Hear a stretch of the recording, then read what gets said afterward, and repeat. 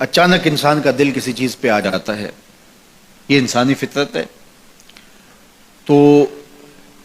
اس پہ پکڑ نہیں ہے۔ صوفیہ کہتے ہیں کہ تمہارا دل اتنا صاف ہو کہ تمہارے دل میں یہ بات بھی نہ آئے، غنا تمہیں نصیب ہو جائے، لیکن اس کے باوجود ہم بشر ہیں، کمزور ہیں، تو کسی شخص کے پاس کوئی چیز دیکھی اور للچا گیا دل اس کی طرف، اور پھر اس کو حاصل کرنے کے لیے کوشش میں، تردد میں لگ گیا، دل میں خیال بھی آتے ہیں، وسوسے بھی آتے ہیں، اور ایسی ایسی خواہشات جنم لیتی ہیں کہ انسان خود اپنے پہ ہنستا ہے، لیکن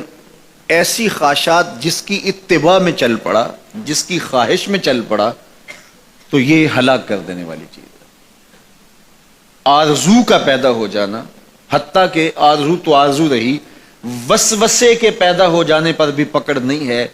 اگر اس کی اتباع نہ کی جائے۔ صحابہ نے حضور سے عرض کیا، حضور ہمیں ایسے وسوسے آتے ہیں کہ اگر ہم بیان کر دیں تو قتل کر دیے جائیں، اتنا غلیظ خیال باز کا انسان کے دل کی تختی پہ آتا ہے، دماغ کی سکرین پہ ابھرتا ہے۔ تو فرمایا کہ تم کیا کرتے ہو؟ تو انہوں نے کہا کہ ہم اس کو جھٹکنے کی کوشش کرتے ہیں، جب اس طرح کا کوئی خیال آتا ہے تو بندہ اس کو جھٹکتا ہے، دور کرتا ہے، اور بندہ خوف زدہ ہوتا ہے اور اللہ کی پناہ میں آتا ہے، اور اس کی ایک حالت ہوتی ہے۔ تو اس حالت کا انہوں نے ذکر کیا کہ ہم تو پھر یہ کرتے ہیں، تو فرمایا کہ ذالک صریح الایمان، یہ تمہارے واضح ایمان کی علامت ہے کہ اس وسوسے کے بعد جو تمہاری طبیعت میں بے چینی اور بیزاری پیدا ہوئی،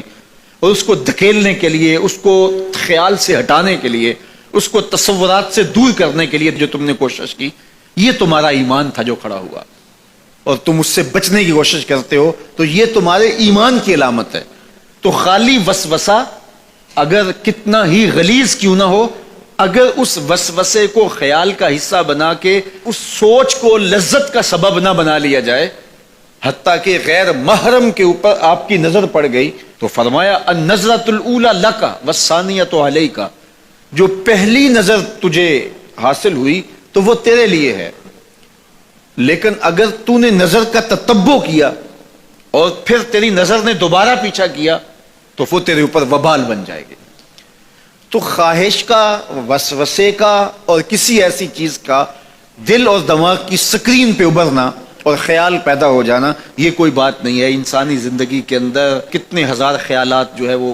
انسان کے دماغ میں جو ہے وہ پیدا ہوتے ہیں، اور پیدا ہو کر کے مٹتے ہیں، پھر نئے پیدا ہوتے ہیں۔ کبھی بھی انسان کا دماغ خالی نہیں رہتا، ہر وقت سوچتا ہے۔ آپ اگر یہ طے کر لیں کہ میں کچھ نہیں سوچنا، تو یہ سوچ رہے ہوں گے کہ میں کچھ نہیں سوچنا۔ یہ کبھی ہو نہیں سکتا کہ آپ کا دماغ ہو اور اس کے اندر جو ہے وہ کوئی خیال نہ چل رہا ہو، ہزاروں لاکھوں خیالات کا ایک ہجوم گزرتا ہے۔ تو انسان کا دل، دماغ اس طرح بھاگتا ہے۔ آپ اچھے لوگوں میں رہیں گے تو خیالات پاکیزہ ہوں گے۔ دیکھیے، آپ گندگی کے ڈھیر سے گزر رہے ہوں گے تو خیالات اسی طرح کے ہوں گے نا، اور اگر پھولوں کی روش سے گزر رہے ہوں گے، صحن چمن سے گزر رہیں گے تو خیال اس طرح کے ہوں گے نا۔ آپ جو ہے وہ کسی بازار سے گزر رہے ہوں گے تو خیال اس طرح کے ہوں گے، اور مدینے کی گلی سے گزر رہے ہوں گے تو پھر خیال اسی طرح کے ہوں گے نا۔ اس وقت آپ کے خیالوں کی دنیا کسی اور جہاں میں آباد ہے، اس لیے کہ آپ رسول اللہ کا فرمان سن رہے ہیں، لیکن اگر آپ کے سامنے کو گویا غزل گا رہا ہو تو پھر خیال کی وادیوں میں بھٹک کے کہیں آپ اور کھڑے ہوں گے۔ اب بات حضور کے فرامین کی ہو رہی ہے تو تصور پھر گنبد خضرا کے مکی کا ہی ہوگا نا، تصور تو پھر شہر حبیب کا ہی ہوگا۔ لیکن اگر آپ باتیں دوسری جانب کی کر رہے ہو تو تصور پھر ادھر جاتا ہے، اور اسی لیے ہمارے علماء نے کہا کہ گانے کی طرز پہ نعت نہیں پڑھنی چاہیے، اس لیے کہ گانے کی جو معروف طرز ہوگی، جب اس طرز پہ نعت پڑھی جائے گی تو سن آپ نعت رہے ہوں گے، طرز سے آپ کے دماغ اور آپ کے خیالات بھٹک کے کہیں اور چلے جائیں گے۔ اس لیے یہ گوارا ہی نہیں ہے کہ ذکر رسول اللہ کا اور خیال کہیں اور جا رہا ہو، خیال آوارہ ہو اور بھٹک رہا ہو، جب تذکرہ حضور کا ہو رہا ہو تو خیال بھی گنبد خضرا کے مکی کا ہی ہونا چاہیے۔